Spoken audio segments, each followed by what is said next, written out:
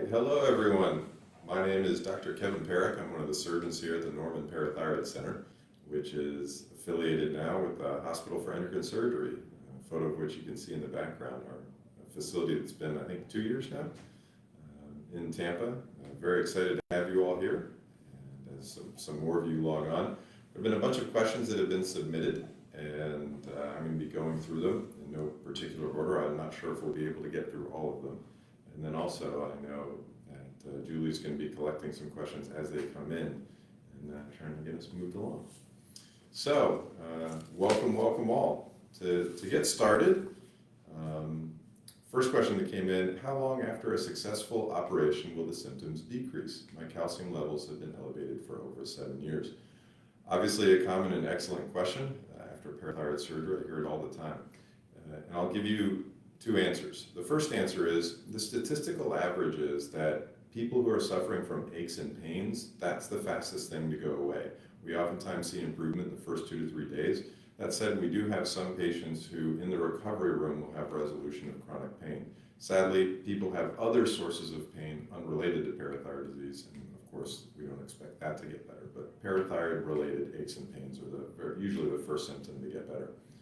The thing that is the biggest drag on patients' quality of life is the combination of the fatigue and the brain fog, what we refer to as the neurocognitive defects. The statistical average is typically that starts to improve in about 2 to 3 weeks after being cured of primary hyperparathyroidism, and that course of improvement can go on for about 6 months or so.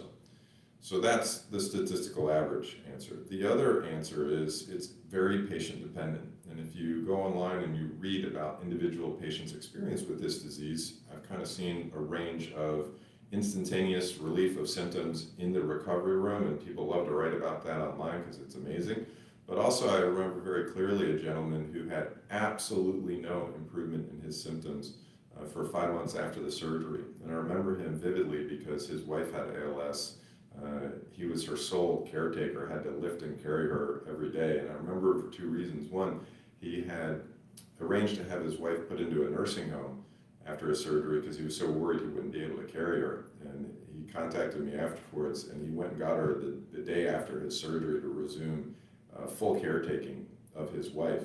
But he called me about 5.5 months after his surgery, and he said, you know, Dr. Parrack, at first I was very disappointed because all the fatigue, all of the difficulties I was having, none of them got better after the surgery. And after months, I felt like, you know, well, maybe this was all just a waste. And then it was about 5.5 months after his surgery, he called me and said, you know, it's just over a short period of time, about a week or so, I feel like the curtain just went up on my life and all these symptoms, they just went away. He's like, so I just want you to make sure that you can tell patients that out to 6 months, there can be changes. And I've had many patients fall anywhere from day 0 to 6 months out. So that's kind of the range. Oh, and in terms of it being elevated for 7 years, I've seen the whole range. We've had people whose calcium went up last year and had terrible symptoms, and people who've had long-term parathyroid disease who for whatever reason didn't have bad symptoms. So it's not a great predictor. All we can say is the more years go by, the more likely someone is to have severe manifestations of this disease. But whether it's mild, moderate, or severe, they can still have significant improvement after getting cured. So it's always worth it to cure this disease for symptoms. Next one, can you please explain the connection, if any, between parathyroid disease and chronic kidney disease? There is certainly a connection. There's 2 basic ways these topics connect. First is in primary hyperparathyroidism. Primary hyperparathyroidism is a disease where you have a high parathyroid hormone level that causes the bones to break down, dumping calcium out of the bones into the blood, and then it's the kidneys that are responsible for filtering this excess calcium out and dumping it into the urine. And with chronic kidney disease and the link with primary hyperparathyroidism, it's actually primary hyperparathyroidism that is causing damage to the kidneys. The high calcium level in the blood being filtered out in the urine and the calcifications that can build up in any artery in the body, including the arteries that feed the kidneys, that can lead to kidney failure. So patients who have untreated primary hyperparathyroidism for long periods of time are at an increased risk for kidney failure. So the parathyroid disease can cause the kidney disease, or if it didn't originally cause it, it can also make it worse. The other connection between parathyroid disease and kidney disease is someone who has originally normal parathyroid glands, no issues, no parathyroid tumor, no primary hyperparathyroidism.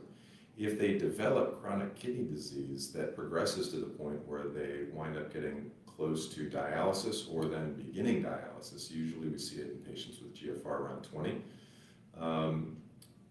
the kidney dysfunction can lead to a low blood calcium, both because of the wasting of calcium that's happening in the urine, the calcium just running out freely, and the fact that the kidneys are central to vitamin D metabolism. And when they break down and aren't there anymore, you don't have appropriate vitamin D levels, and then the calcium levels drop as well. Once a patient has a low calcium level, for whatever reason, the most common being kidney disease or GI problems of malabsorption, but for whatever reason, once that calcium is chronically low, the parathyroid glands become stimulated by that low calcium. They wind up having to increase the PTH production to bring the PTH levels up in a hope of dragging those calcium levels from low up towards normal. If that goes on long enough, unmedically treated, such that the calcium stays low for a very long time, that condition called secondary hyperparathyroidism, which is a high PTH with a low calcium level, can cause hyperplasia of the parathyroid glands, where all 4 parathyroid glands will become enlarged. And eventually they'll lose the ability to auto-regulate. That means to turn off in the presence of a normal or high calcium level. And when that happens, these hypertrophic glands will just be cranking out PTH. They'll be overstimulated. The PTH levels will go dramatically up from a little high and then 100, 200, 300, 400, 500, even up into the thousands. And then the calcium levels will start to rise too. And that, if that starts to happen in someone who used to have secondary hyperparathyroidism and now the calcium levels are becoming high normal and then elevated, that's considered tertiary hyperparathyroidism. So those are the 2 main connections between chronic kidney disease and parathyroid disease. But the mechanisms are very different in primary hyperparathyroidism versus secondary hyperparathyroidism. I guess this is a personal one. How many parathyroid surgeries have you performed? Here at this practice, I assist on the neighborhood of probably just shy of about 500 a year, and I'm head surgeon about 500 a year. So neighborhood 1,000 or so parathyroid surgeries a year. I've been here about 8 years or so neighborhood 8,000 surgeries so far at the Parathyroid Center. I did more before here. I was attending at Columbia, but the techniques were very different. So really, I consider my time here at the Parathyroid Center to be how I do the surgery currently. If I've had 3.5 glands removed for hyperplasia, what are the chances the remaining half gland will misbehave? Dr. Parrack did my surgery. Well, I hope you're doing great. And in terms of the odds with regards to hyperplasia versus not having hyperplasia, primary hyperparathyroidism is a disease that can be caused by different problems. The most common one that causes it is a parathyroid adenoma. That's what we see day in and day out. Hyperplasia can also cause primary hyperparathyroidism, and fewer patients will have hyperplasia. One of the big differences is the recurrence rate. If you do a gland examination and you remove whatever tumor or tumors are involved, the cure rate is about 99% or better. If you have an adenoma, if you have hyperplasia and have a subtotal parathyroidectomy, there are studies that show the recurrence rates are closer to around 5%. So the recurrence rate is higher for patients who have hyperplasia than for patients who had an adenoma. Now, it's still important that both get treated because both can have the same complications and problems. Both can recur in the future, but the recurrence rates are much, much lower for patients who had just an adenoma or 2 that were removed, and they are higher for hyperplasia. But nonetheless, having a curative hyperplasia surgery, subtotal parathyroidectomy, for most patients, they won't have to deal with it again in the future. What if you have high parathyroid hormone but normal calcium? Could it be parathyroid disease? Okay, yes, it can be parathyroid disease. A couple things to say about that. First off, most patients with normal calcium levels do not have parathyroid disease. It is rare. If your calcium is normal, you probably don't have parathyroid disease. That's why we don't get screening PTH levels on all patients. The false positives would just be too high. That said, it is possible. About 2% of patients with primary hyperparathyroidism have persistently normal calcium levels. So we do see what we call normal calcemic primary hyperparathyroidism. That's typically picked up for a couple of reasons. One, the physician suspect it clinically. They can't figure out what's going on in the patients. They have classic symptoms. They're having certain complications that all fit primary hyperparathyroidism. They haven't been able to figure out what's going on, so they consider it. They check a calcium, an ionized calcium, a PTH level, and a vitamin D level. They wind up typically in that scenario with a mid to high normal calcium level, which is in sort of 9.5 and up range, and a high PTH, usually in the 80s and up. And you'll see it on multiple lab draws, not just one, because there's a lot of variability there. But if it's a persistent pattern, then we consider primary hyperparathyroidism. Unfortunately, whenever the calcium is normal, you don't know for sure. It's difficult. It's a conversation of percentages with that individual patient and their clinical picture to try and figure it out, but it's absolutely possible. It's also possible that the patient may have secondary hyperparathyroidism if the calcium is at the low end of normal. So if the calcium is low normal or low and the PTH is high, it's probably secondary hyperparathyroidism, not primary. If it's bouncing all over the place and it's chaos and it's high one day and low the next, it's probably primary, because adenomas are more chaotic than patients who have secondary. Usually it's persistently low to low normal. Do you use neuromonitoring during surgery? So for a case where a patient's never had surgery in their neck before, as a practice, myself included, we don't use neuromonitoring during surgery for primary hyperparathyroidism. The reason for that is neuromonitoring has never been shown to decrease the rate of injury to the nerve.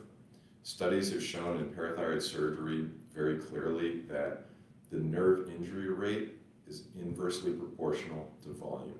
In other words, the more parathyroid surgery you do, the less likely you are to injure the nerve, and that's the factor. Unfortunately, neuromonitoring has never been shown to decrease the rate of nerve injury.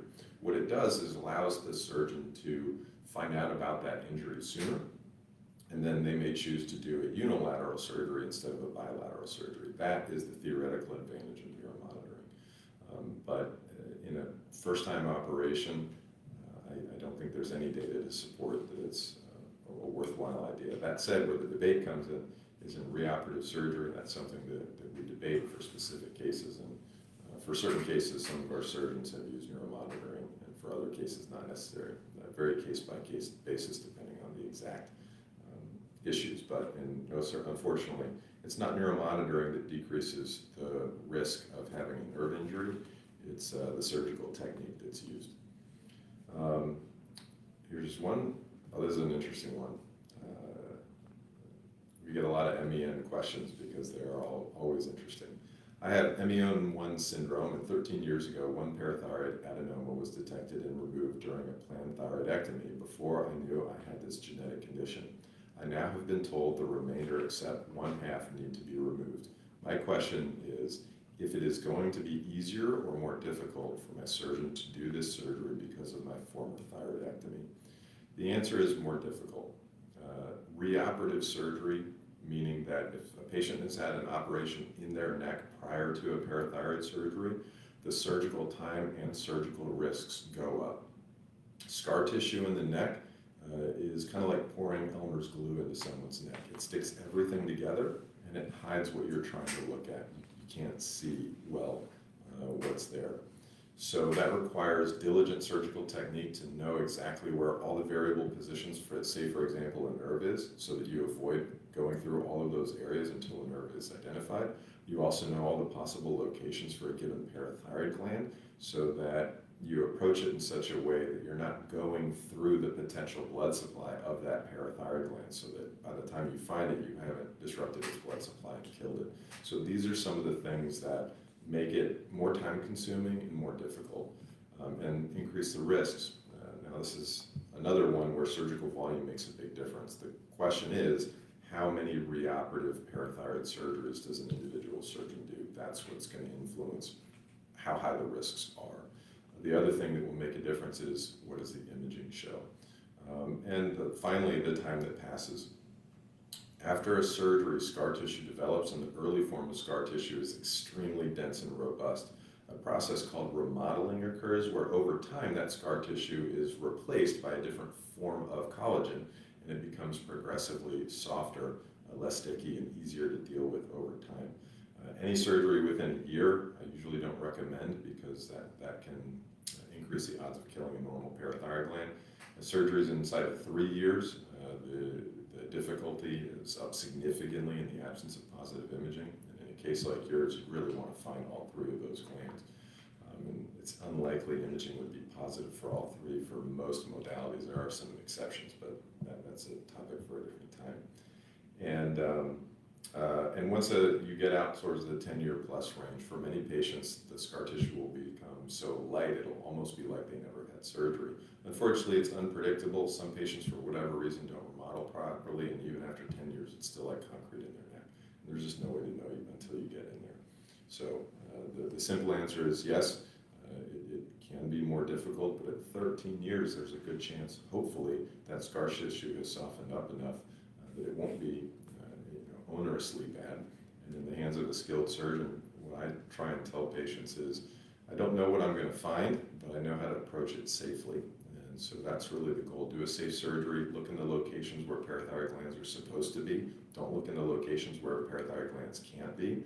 And make sure you take into account all the variability for the nerves and the glands to try and save them. And then you let the chips fall where they may. You find what you find, you do it in a safe manner, and that's the best you can do. So here's one that came in.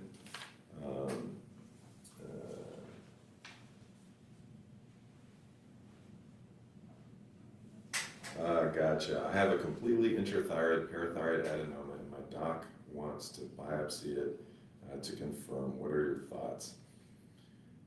This is going to be a bit of a controversial one, and the surgeon involved may have good reason to disagree with me. Particularly in a specific case like this, there may be a very good reason for that. I'll give you my general principles on this one. If I have someone who's never had surgery in their neck before, and I'm taking them for parathyroid surgery, and I have imaging that makes it look like it's an intrathyroid parathyroid adenoma, I do not recommend biopsy of that mass.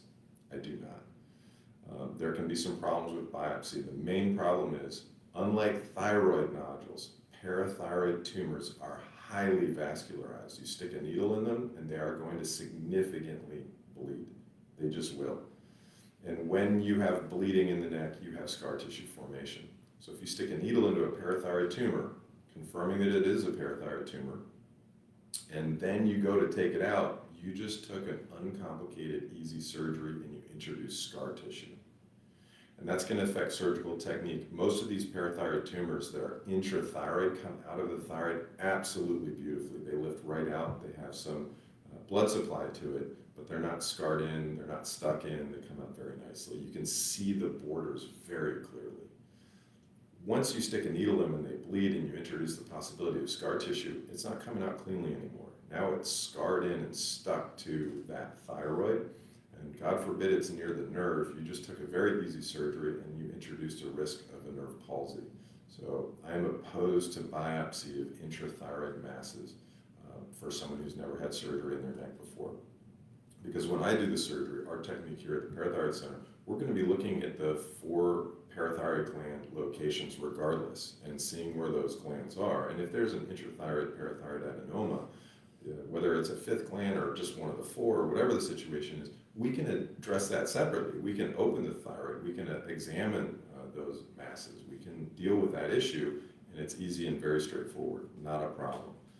So I'm opposed. Now, other surgeons may very reasonably argue that their technique is focused. They don't look at all 4 parathyroid glands. They get imaging, they find the tumor, they just go in and take that out. I don't criticize those surgeons. I think that's not an unreasonable approach. It does have a lower cure rate. It introduces some other issues, but I think for someone who doesn't necessarily do a lot of parathyroid surgery, I think it's very reasonable. But to have the highest cure rate in a center like ours, where all we do is parathyroid, the focus is just not the way to go. It's not the best technique to use. So there may be a situation where a surgeon isn't sure where to go based on imaging, and the only thing they find is inside the thyroid. They want to do a focused surgery, and they're considering biopsying it. And I would leave the specific talents and abilities of the surgeon to have that conversation with the patient. The other thing is, and I have actually seen where this is a good idea, is in patients who've had one or more than one surgeries in the past and may have certain risk factors that increase risk, and going in there and doing a reoperative surgery, there may be reasons why we may not want to just take a general look around. Those are very specific by patients. We may choose to do a more focused operation. If there's already a bunch of scar tissue, they've already had a bunch of issues, and we see something in the thyroid that we don't think is parathyroid, but we can't rule it out, might be a reason to do a biopsy. But if I think it's a parathyroid tumor and I think, oh, I'm going in and doing the surgery anyway, I don't want to increase the risk of the operation by introducing a needle into that. So those are my thoughts. I know that's a lot of territory to cover, but yeah. All right. I've had 2 parathyroid operations 20 years apart. There's a theme of re-op, I guess, at the moment. Hormone level never went below 100 during surgery, and we're still elevated 2 weeks post-op. Calcium back to 10.7, looks like I'll need another surgery. How long should I wait before pursuing this? Okay, this is an excellent question. I'm guessing that the PTH level never going below 100 during the surgery means the intraoperative PTH method was used. Probably that usually gets used when when surgeons are also using the focal technique with imaging. So imaging is going to be an important part of this answer. I do a lot of reoperative surgery, and there's a couple general concepts that apply. If someone has had an operation in their neck, I'm not going to be going back into the neck looking around until at least a year has gone by. Now, imaging may show a tumor in an ectopic location, for example, down in the chest or behind the carotid artery or underneath the jaw, some places that we might be able to access without going through the original operative field. And if that's the case, I mean, you can do the surgery anytime. Usually image is delayed anywhere from 6 weeks to 6 months, depending on the imaging. So I usually recommend the earliest to consider re-imaging after a failed surgery is 6 months out. But of course, if that imaging shows a parathyroid tumor somewhere that you need to go through the previous surgical field to get to, you can't do that until a year later. So for most of my patients, I say, look, if you're just getting in touch with me and you just had a surgery somewhere else, we can do imaging at 1 year. Bring them down to the parathyroid center, do the imaging, do everything, talk about the surgical options completely. And if we have a positive scan, wherever that may be, we can go after it. But some patients, they're really struggling. They don't, the idea of waiting a year is difficult for them, or they live right next door, and so it's not a big deal for them to travel down. Then they may choose to get imaging at 6 months, and then we'll just talk about it and see what it shows. Now, other surgeons have had what we would refer to as an incomplete surgery. I'm guessing because you had 2 parathyroid operations, hopefully they weren't incomplete surgeries, but if you had a focused operation on one occasion and a focused operation on another occasion, and maybe they didn't look, maybe they only went to one side of the neck and the other side was left out, well, then they haven't been there, and that may change things. So there are a lot of specific situations that will change the time frame on how it is to wait, but the general rules are at 1 year, happy to do a focused operation. If the imaging is completely negative and we got to go in and do the work from ground up and look everywhere, if someone's already had a 4-gland exploration or already had their neck dealt with previously fully, then that's probably not going to be for 3 years, because going in prior to 3 years, you really run the risk of killing off a normal parathyroid gland. But the individual surgeon's assessment of the previous op note, what happened, all the details, those really matter a lot. But those are some of the general ideas.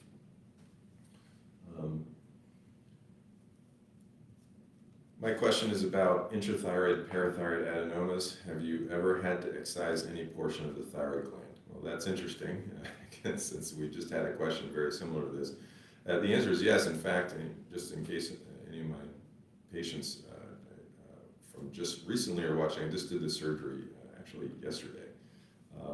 It was a lady who had surgery quite some time ago.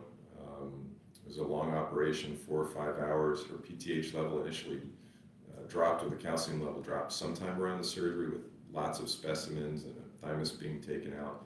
It's a surgery that I didn't do, no one on our team did, and we didn't have the records, but the description of it from the endocrinologist and from the patient was a very long operation, devascularization of the thymus, had taken out some thyroid nodules, didn't find any parathyroid glands. And the PTH did drop, the calcium did drop, but they were right back up again shortly thereafter, but not quite as high, and then slowly over time they just went up and up and up. So my interpretation of all that, what I said to the patient was, I think that your parathyroid tumor was devascularized during your first surgery. That's why the numbers got a little bit better, even though that on pathology no parathyroid was removed. And the surgeon knew during the case, they never found anything that was a parathyroid, despite many biopsies. And so the patient knew they weren't cured.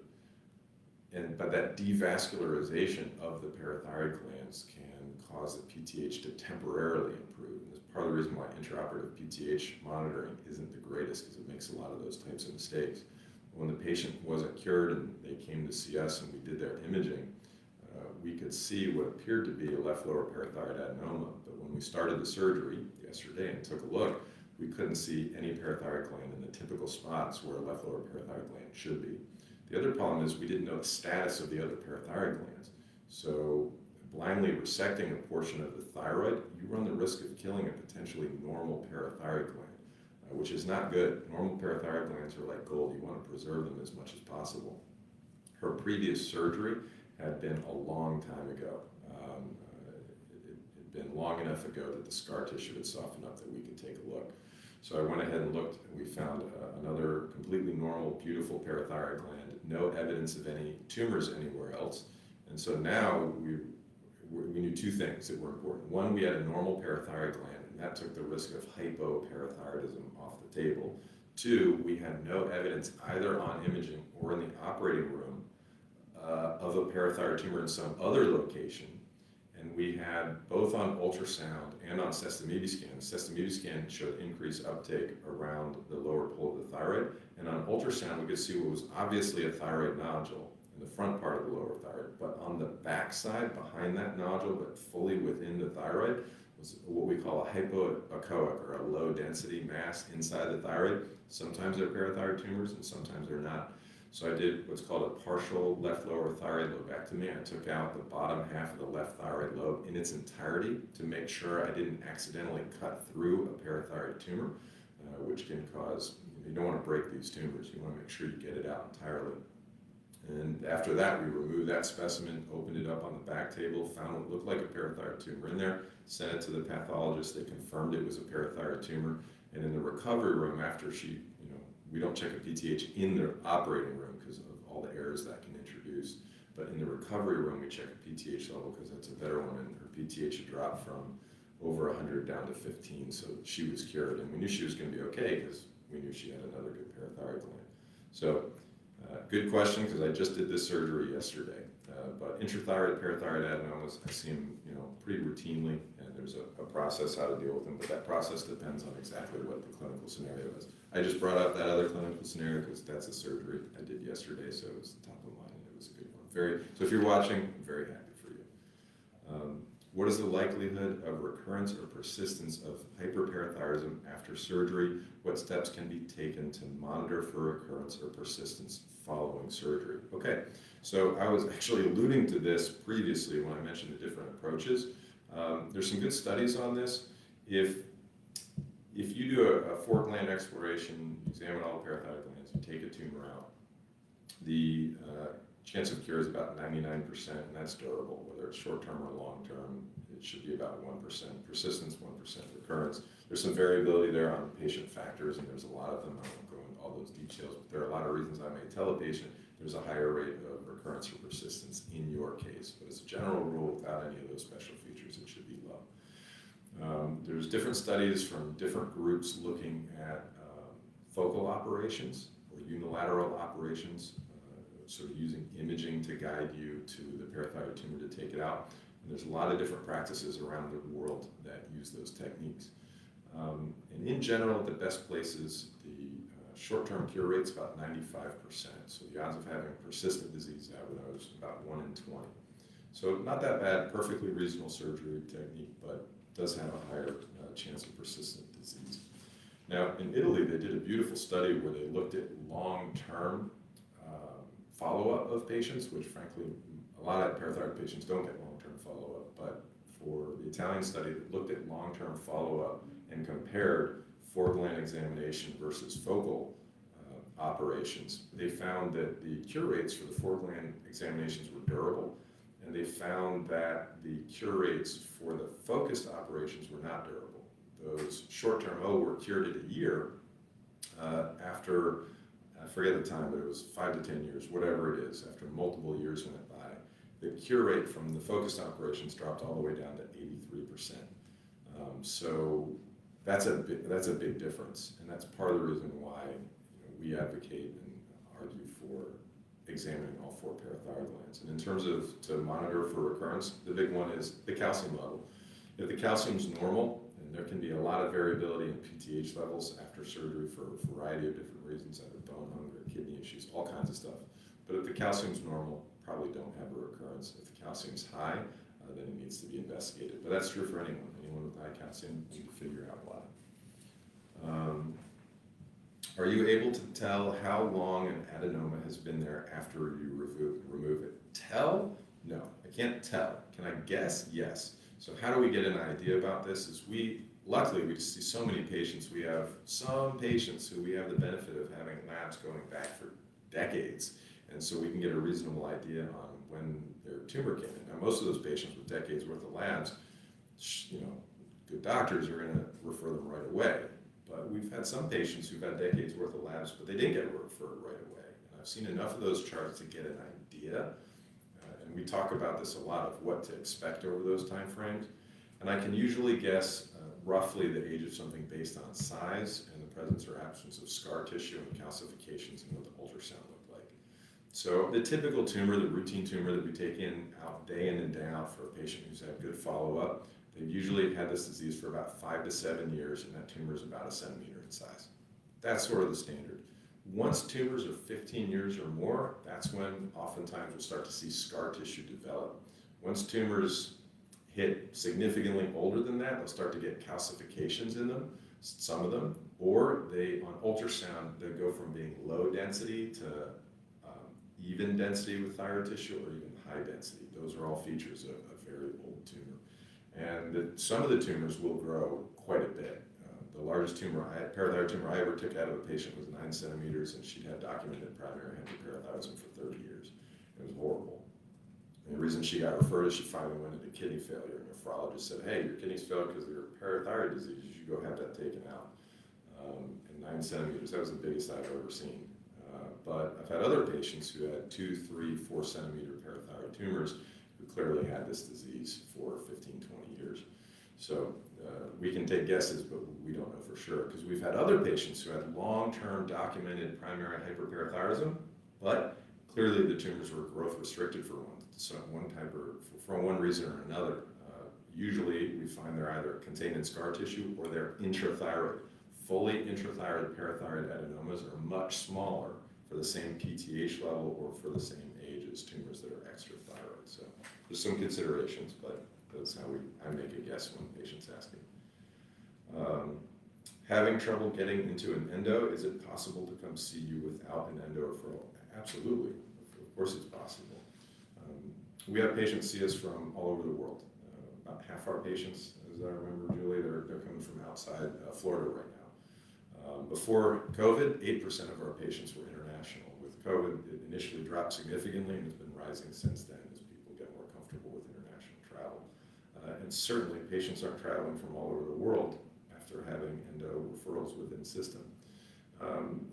We have patients who reach out to us. If you go to the website and look at how to become a patient, it'll explain all about every step that's necessary to become a patient.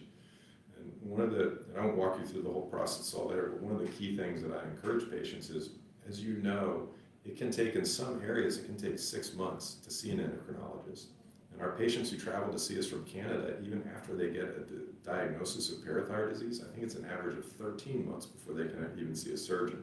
And these are unreasonable time periods for many patients. They don't want to wait that long because they're suffering from symptoms.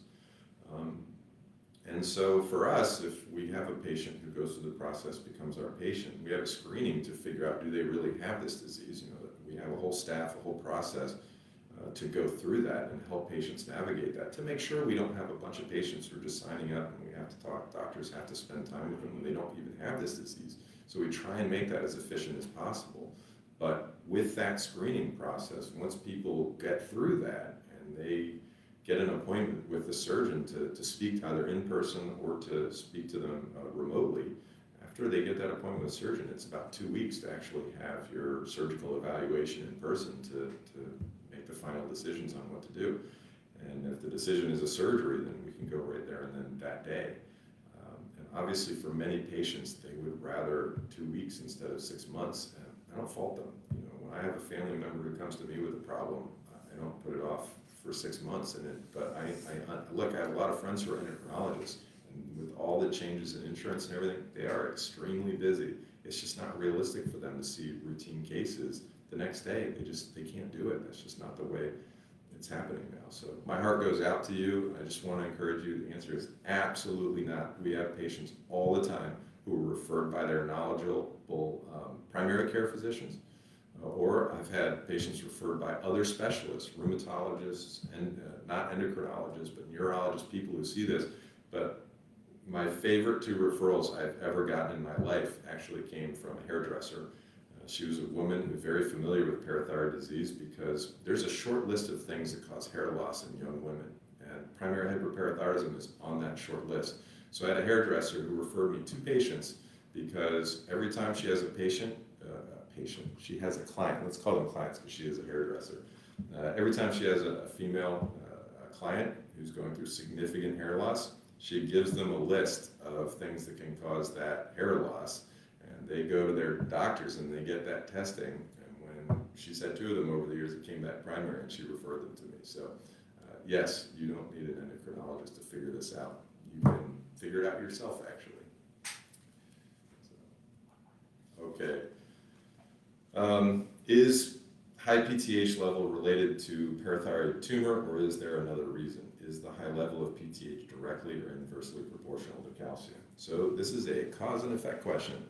The word hyperparathyroidism has one meaning. It means high PTH level. The most common cause of high PTH level is primary hyperparathyroidism, which is usually caused by a benign tumor of the parathyroid glands called an adenoma, or caused by hyperplasia, which is when all 4 are enlarged. I already mentioned previously, however, with secondary hyperparathyroidism, the high PTH is actually caused by the low calcium.